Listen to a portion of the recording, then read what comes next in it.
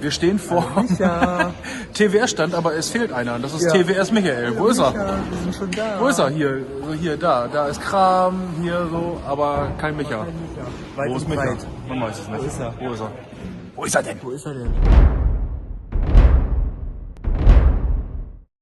Wo ist er denn? Ist es nicht herrlich, wenn sich Hobbyisten Gedanken ums Wohlergehen anderer machen? Und zwar nicht nur wie eben gezeigt am Vortag der Hamburger Taktika 2024, als ich zwischendurch von zu Hause nochmal einigen Messekram geholt hatte, sondern auch in anderen Hobbybereichen. Mehr dazu in den folgenden Minuten, aber erstmal moin moin und herzlich willkommen zum TWS. Die Jungs vom Dysonauts Podcast haben im Februar 2024 die Aktion gestartet, Minis gehören daneben. Gemeint ist, dass alte Miniaturen und anderer Hobbykram nicht einfach weggeschmissen werden sollte, sondern auch anderweitig verwendet werden kann. Sprich, man sollte stets überlegen, ob man mit den alten Sachen nicht noch anderen Menschen eine Freude bereiten kann. Durch berufliche Erfahrung ist Hauke aus dem Dysonauts-Team nämlich ein wenig auf soziale Themen sensibilisiert, sodass er sich folgende Frage stellte. Welche sinnvollen Verwendungszwecke gibt es für gebrauchte Miniaturen, Farben und anderen Hobbykram? Herausgekommen ist eine Liste mit 8 Ideen, die alle auf www.minisgehörendaneben.de zu finden sind. Da wären zunächst verschiedene soziale Tabletop-Projekte, die von jeher immer auf Spenden angewiesen sind. Aber auch einige AGs an Schulen, die ebenfalls für jede Unterstützung dankbar sind.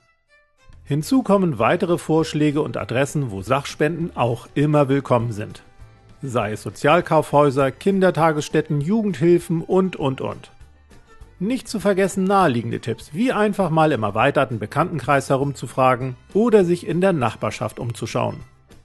Und wenn alle Stricke reißen, kann man immer noch die Dysonauts-Jungs selbst um Unterstützung bitten.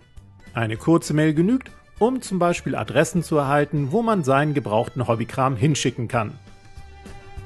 Oder man packt sein altes Tabletop-Zeug einfach in ein Paket und schickt es ans Dysonauts-Team, damit die Jungs es zum Beispiel an Tabletop-Schul-AGs und soziale Tabletop-Projekte weiterleiten können. Hierbei fallen für euch höchstens ein paar Euro Portokosten an. Und dafür aber das gute Gefühl, dass eure alten Hobbysachen doch noch eine sinnvolle Verwendung finden und anderen Hobbyisten bzw. Kindern Freude bereiten. Wenn ihr also irgendwann mal Miniaturen übrig habt, eure Farben aussortiert oder euren Pile of Shame einfach mal entschlacken wollt, schaut unbedingt auf www.minisgehörendaneben.de vorbei. Denn selbst mit Dingen, die für euch vielleicht gar keinen Wert mehr haben und eurer Meinung nach in den Müll gehören, lässt sich ohne Frage noch etwas Gutes anstellen. Und die Dysonauts helfen euch gern dabei.